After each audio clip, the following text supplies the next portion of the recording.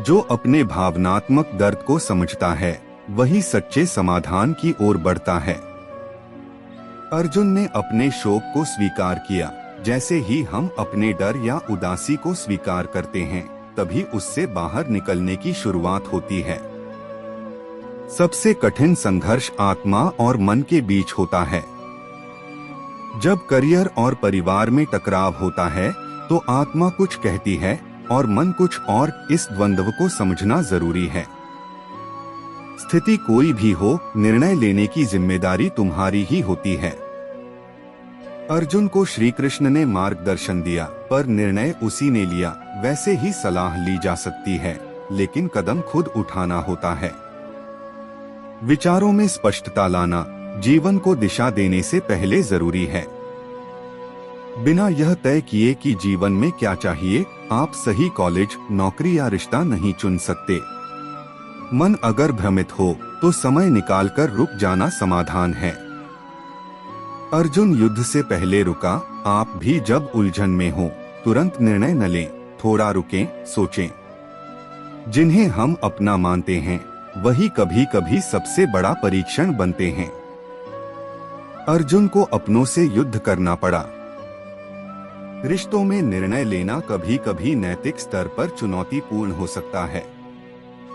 अपने लिए लड़ना स्वार्थ नहीं होता, जब बात आत्मसम्मान की हो। किसी रिश्ते में अगर आपकी सीमाएं बार बार तोड़ी जा रही हों, तो आवाज उठाना जरूरी है।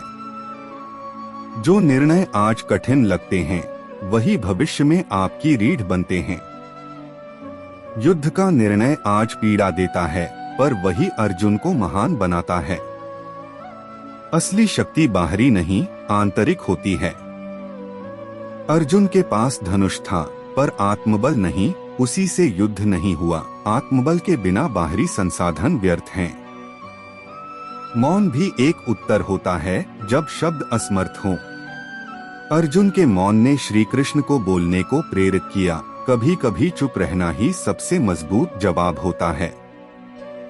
शांति पाने के लिए पहले मन के तूफान को समझना पड़ता है। बिना भावनाओं को स्वीकारे कोई ध्यान में बैठ नहीं सकता। पहले उन्हें समझो। कभी कभी सबसे बड़ा युद्ध अपने ही विचारों से होता है। क्या ये सही है? क्या मुझे करना चाहिए? ऐसे सवालों का सामना करना ही साहस है। महान कार्य के पहले भ्रम होना उसके महत्व का संकेत है। आप जो काम कर रहे हैं, अगर वह डराता है, तो समझो वह जीवन बदलने वाला है। अपने मन को समझना आत्मज्ञान की पहली सीढ़ी है। अर्जुन जब अपने मन की बात श्री कृष्ण से कहता है, वह आत्मज्ञान का आरंभ होता है। जिस क्षण तुम मार्गदर्शन मांगते हो, ब्रह्मज्ञान शुरू होता है। मैं आपका शिष्य हूँ कहकर अर्जुन एक साधक बन गया। सीखने की विनम्रता ही ज्ञान का द्वार है। मोह से ऊपर उठना ही योग है। हम जब अपने लाभ या रिश्तों के मोह में फंसते हैं, तो निर्णय पक्षपाती हो जाते हैं। योग संतुलन सिखाता है। धर्म वह नहीं जो सबको खुश करे, धर्म वह है जो सत्य के साथ हो। कभी सत्य बोलने से अपनों को बुरा लगे, तब भी वही धर्म है। एक ही निर्णय जीवन की दिशा बदल सकता है। सोच समझ कर लो।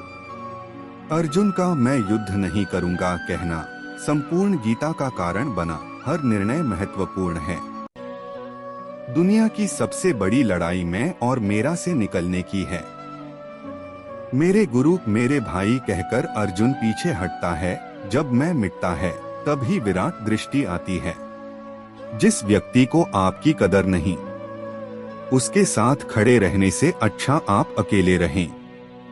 जिस व्यक्ति के पास आपके लिए मान सम्मान और कदर ना हो, उनके साथ रहना व्यर्थ है। वह सदैव आपके लिए शत्रुता का भाव रखते हैं। ऐसे व्यक्तियों के साथ रहने से उत्तम आप अकेले रहें। हद से ज्यादा सीधा साधा होना भी ठीक नहीं, क्योंकि जंगल में सबसे पहले सीधे पेड़ों को काटा जाता है। इस जीवन में अधिक सीधा होना, सरल होना भी अनुचित है। जो सरल और सीधे स्वभाव का होता है, लोग उसका अनायास फायदा उठाते हैं। दिव्यता केवल शक्तिशाली होने में नहीं, बल्कि वास्तविक दिव्यता दूसरों में शक्ति जागृत करने में है। दिव्यता को प्राप्त करने वाला व्यक्ति शक्तिशाली तब तक नहीं हो सकता जब तक वह दूसरों के हित में ना हो। वह व्यक्ति दूसरों को दिव्य बनाए, इसमें उसके शक्तिशाली होने का परिचय मिलता है।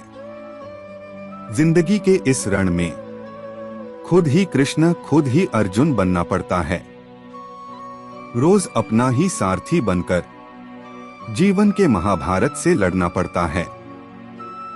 यह जीवन एक रणभूमि है, यहाँ निरंतर संघर्षों का सामना करना पड़ता है। इस संघर्ष रूपी महाभारत में स्वयं अपना सारथी, अपना मार्गदर्शक और योद्धा बना होता है। अच्छी किस्मत के लोग थोड़ा भी बुरा होने पर भगवान को कोसते हैं और बुरी किस्मत के लोग थोड़ा भी अच्छा होने पर भगवान का स्मरण और धन्यवाद करते हैं।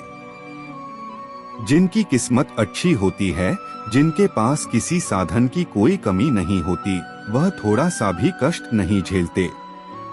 थोड़ी सी भी कमी होने पर भगवान को कोसते हैं।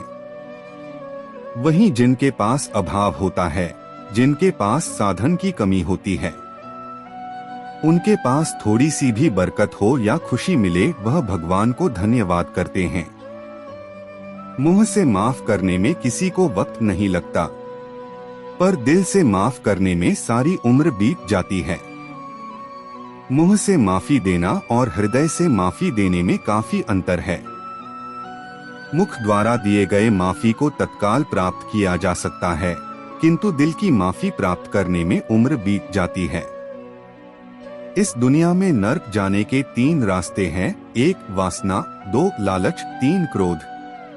तुम क्या लेकर आए थे जो साथ लेकर जाओगे? जो लिया यही से लिया और जो दिया यही से दिया। खाली हाथ आए हैं और खाली हाथ ही जाना है। तुमने क्या खो दिया जो रोते हो? तुम क्या लाए थे जो तुमने खो दिया? तुमने क्या पैदा किया जो कि नाश हो गया? तुम न तो कुछ लेकर आए थे, ना ही कुछ लेकर जाओगे। जो लिया यही से लिया, जो कुछ भी दिया यही से दिया।